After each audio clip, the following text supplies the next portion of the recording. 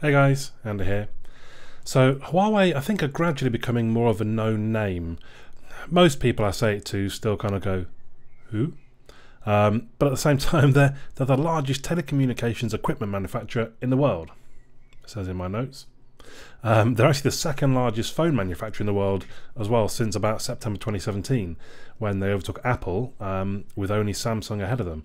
So they're pretty massive. They have Honor as a sub-brand. You may have seen some of my reviews of Honor phones in the past. Actually, I really like them.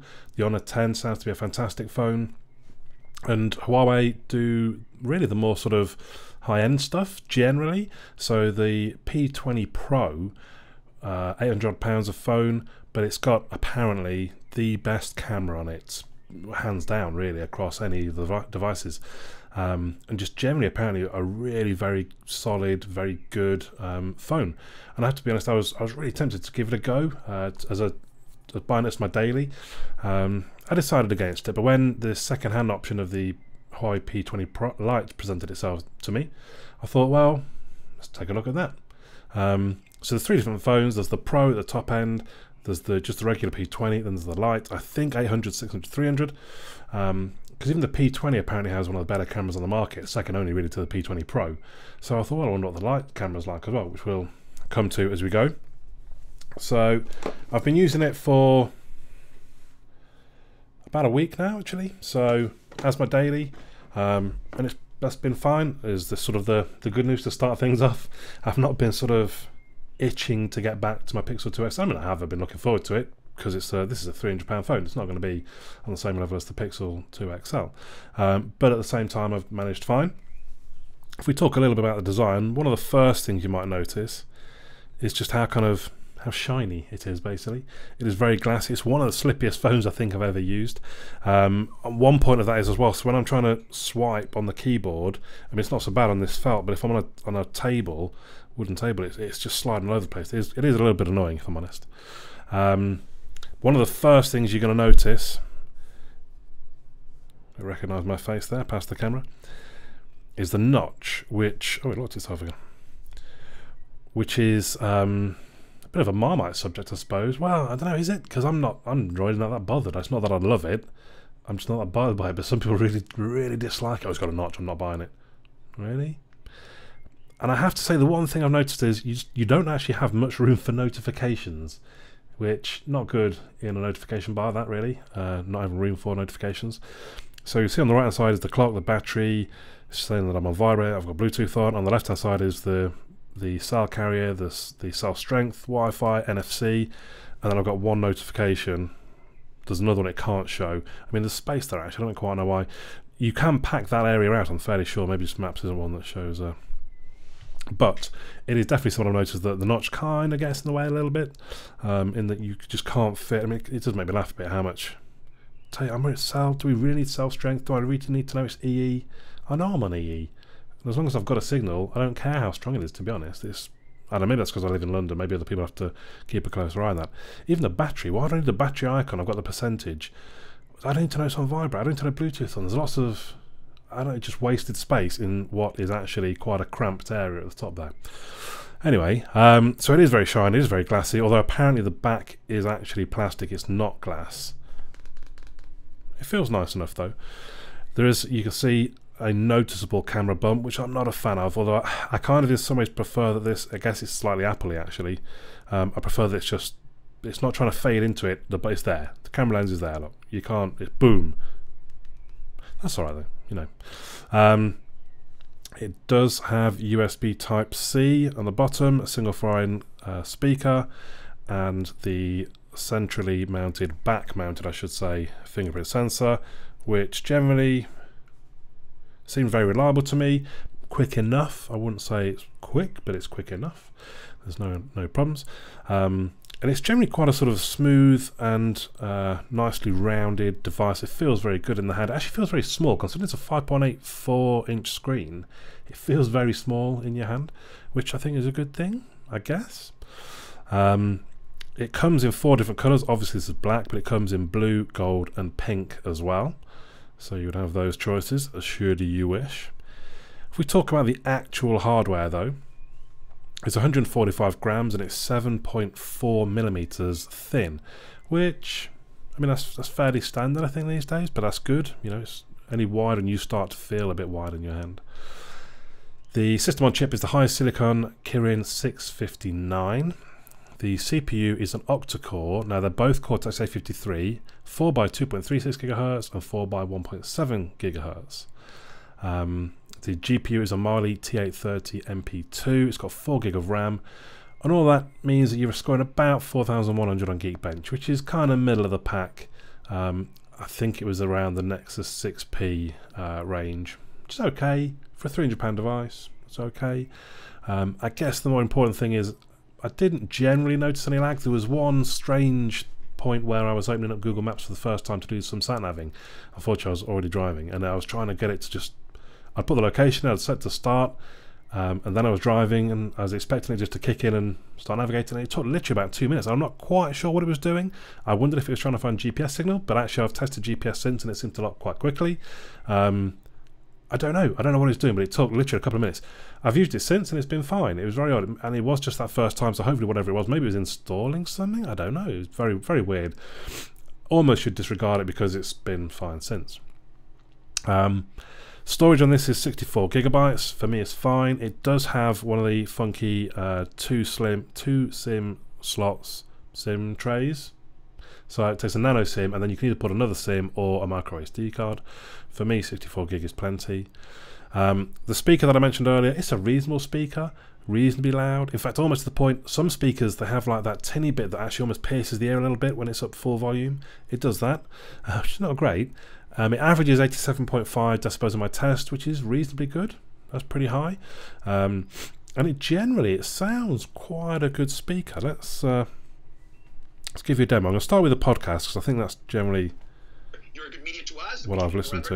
You're not a good media to us. We don't give you anything. So what is happening right now is you know, the candidates and people talking about. So the voice, I think it sounds alright. Sounds okay. It's not loud enough that I can hear over my kettle. You might be where I do a kettle test, so to speak. When I'm boiling it, I can't hear the phone.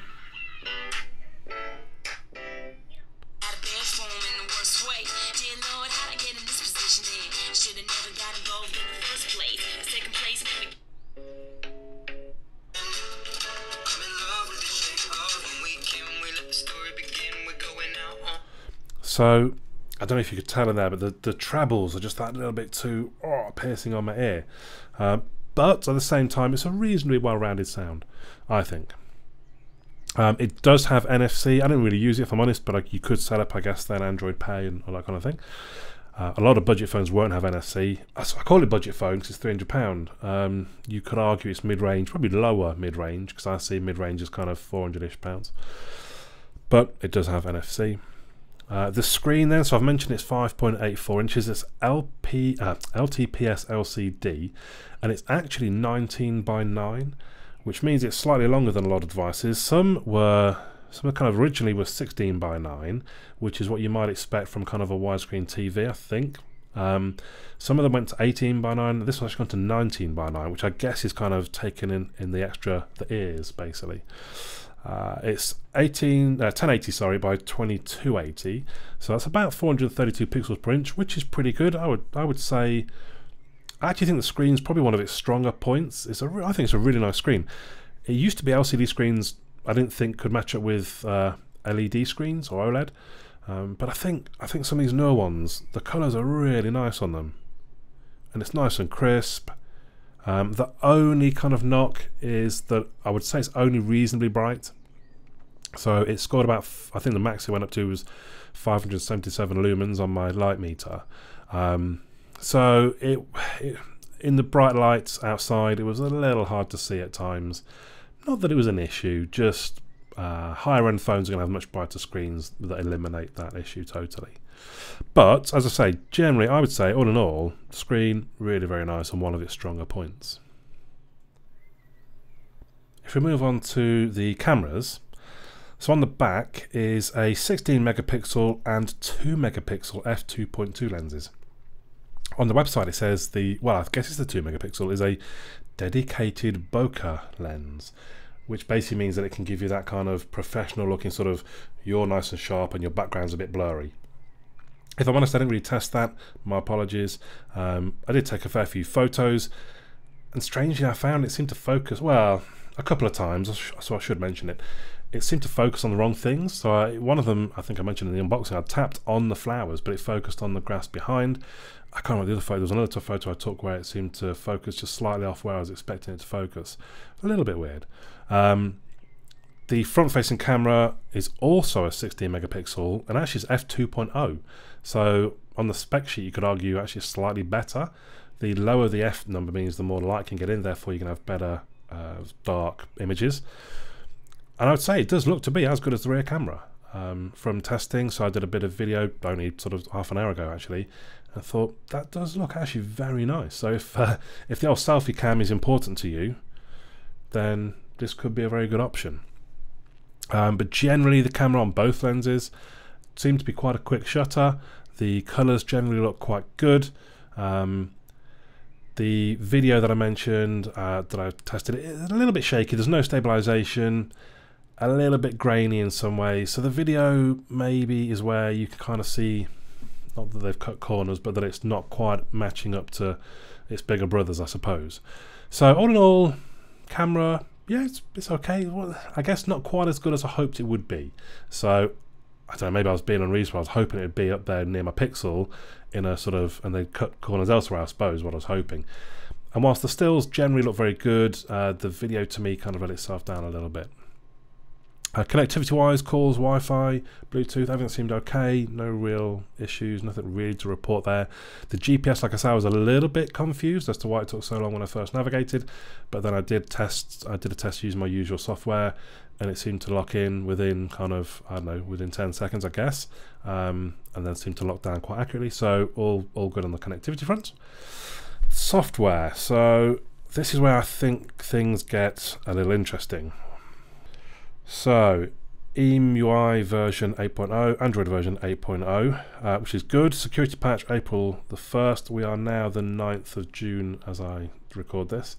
So it's 2 months behind. That's not bad compared to many others that, especially on the lower end, kind of the more budget end of things, you'll easily find a phone that's got a September security update on it. So I think April, actually that's pretty good. My problem though is EMUI. I think it's horrible. I think they're trying to copy the iPhone, and I don't know why, because it's one of the biggest things that I dislike about the iPhone. I say that like they're kind of like my individual opinion matters, but I don't know, surely most Android people probably look at iPhones going, oh, you just have icons just thrown all over your home screen. It's not in any kind of order, or I don't know, I mean, I'm fine with that, having icons on my home screen, but give me an app drawer as well, where everything's just neatly ordered alphabetically. And it just generally, I mean, it's slick enough, there's not really any issues with that, and it doesn't, I mean, that looks a bit sort of 2014. And one of the other big things is the notifications when, for example, I'm listening to my podcast, I turn the phone on, and actually it doesn't give me the controls to use, and I couldn't see anything in the settings where I can change what is shown in the notifications to the lock screen. I'm sure that's in other sort of OSs that I've used, or skins of Android that I've used, but I just could not find it anywhere. So generally EMUI, well, I really didn't like it, if I'm honest. And I only this morning thought I should actually have a look. Oh, I've gone the wrong way. I want default apps. Sorry, there we go. So I put Nova Launcher on it, and it makes it almost a different phone. And part of me thought, well, maybe I should have just for a few days used it with Nova Launcher, because it does feel very different. Just, I don't know, the stock Android experience. Oh, there we see all the notifications filling up the notification bar. It generally just changes the phone, really does. So it takes away, for me, the software is a pretty huge drawback to the device, but Nova Launcher kind of patches some of the wounds of that generates. The face unlock, I've kind of mentioned earlier, actually it's quite good. I used it as a backup. You see that it recognized me and unlocked.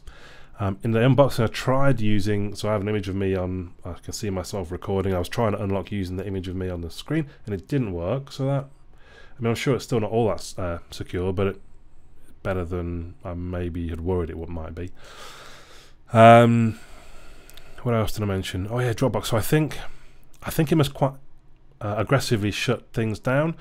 So I have Dropbox to back up all my photos. As I take them, it should upload them straight away to the cloud. And I was noticing, like, I didn't open Dropbox for a couple of days, and when I opened it, it then went and found all the photos and started uploading them. So I think maybe EMUI is quite aggressive in shutting things down in the background, which maybe helps with the battery, which we'll come to in a moment. The only other thing to mention, really, there was no, and again, I couldn't find it in the settings. There's no tap to wake. Maybe it's there somewhere, but I searched for double tap and all these sort of things and couldn't see it.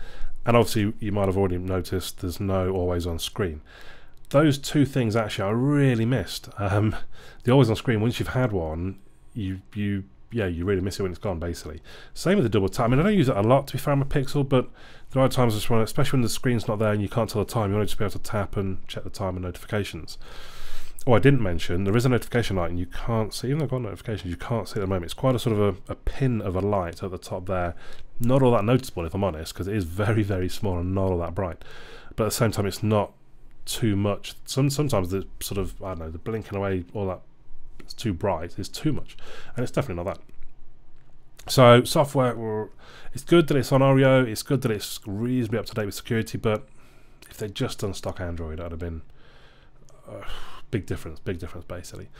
So the battery is a 3000 milliamp hour battery. It's reasonable, so it scored 91% in my test, which is kind of, yeah, that's okay. That's where a lot of other phones land. There's a few that can beat that, but from 3000 milliamp hours, it's pretty good. It's weird, the quick charge thing. I was trying to find out if it's supposed to have quick charge, because I can't get it to quick charge. I was looking at XDA developers, and people can. They're saying the charging block you get with the device doesn't do it. I've got one, is it power delivery? The PD USB Type-C to USB Type-C, that doesn't do it. But they're saying if you get a charger that's 9 volts 2 amps, so 18 watts I think, that will do it. That will quick charge, and it will charge in less than 2 hours. Otherwise you're looking at kind of 3 hours for a full charge. Doesn't really bother me because it lasts a day quite easily, and I just charge overnight then. So yeah, battery seems okay. I wouldn't say it's a strong point, but I wouldn't say it's a weakness. It's just alright. Hackability, there's a custom recovery on the XJ developers. I couldn't see any custom ROMs. I'd love an AOSP. I'd love a stock Android ROM that could go on this phone. It would be, to me, quite a game changer in the hardware. So all in all, I do like the device. I think Nova Launcher makes it a very different device, and actually it pushes it up that a little bit for me. If you're looking around the £200 or £300 mark, I really think you should consider the P20 Lite. Whack Nova Launcher on there. Actually, it's some really nice hardware. It looks good, it feels good. The camera is pretty good. The screen, lovely. It's generally slick and fluid. You know, the hardware is very good. If only it was stock Android, that would bump it up to me to be a even better device. But there you go, the Huawei P20 Lite, £300, or, well, I might be selling this one soon, let me know if you're interested, or sort of 200-ish second hand. Definitely an option to look at if you're at the sort of the budget end of things. Well, it's not even the budget end of things, but you're not at the top end of things, should we say, for the price range. Let me know your thoughts in the comments down below. I'd love to hear them. But for now, my name's Andy, and I'll catch you all again soon.